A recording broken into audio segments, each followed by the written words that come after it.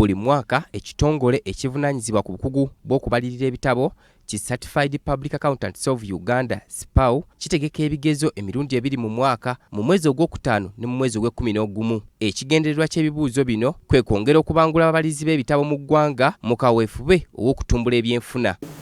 The courses examined were the Accounting Technicians Diploma, ATD, Certified Tax Advisor, CTA, and Certified Public Accountants, CPA. There were 6,223 candidates who sat the various papers, representing an increment of 2.6 compared to the 6,067 candidates who sat in the May 2023 examination diet.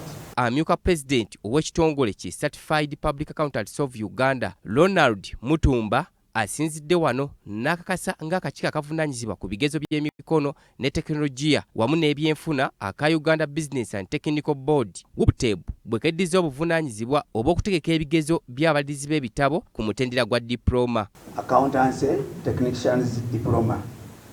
Koosi eyo CPA ebadde examininga.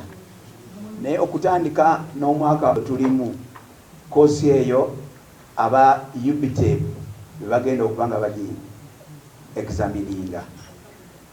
Ffe tusigazaawo abaali baregistaringa naffe ne tubawadde emyaka 2 okumaliriza.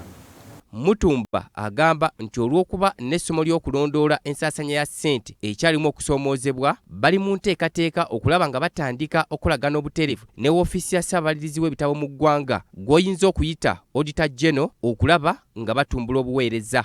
Ofiisi eyo ebadde nga recruitinga abakozi ng'ebajja mu ssomero ne bayiga okukola emirimu gyabwe nga bwe bayigira ku mulimu. Oluusi ekitabawa bujjumbize bumala okuyiga ky'oba tososinkanye. Ku lw'ensonga eyo ofiisi ya Auditor General ne CPA tuli mu ntegeeragana okutandika okoosi gye tuyise Performance Review Course. Kasookedde ebibuuzo bino bitandika kukolebwa abayizi abasoba mu 4,500 be baakafuluma, wabula abakulu bategeezezza nti wakyaliwo okusoomoozebwa kw'okwongera okubangula ababalirizi b'ebitabo. The institution has membership of 26 African countries.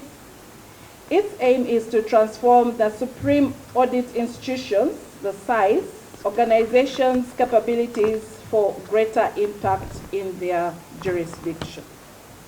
This specialized course will be open to performance auditors and professional accountants.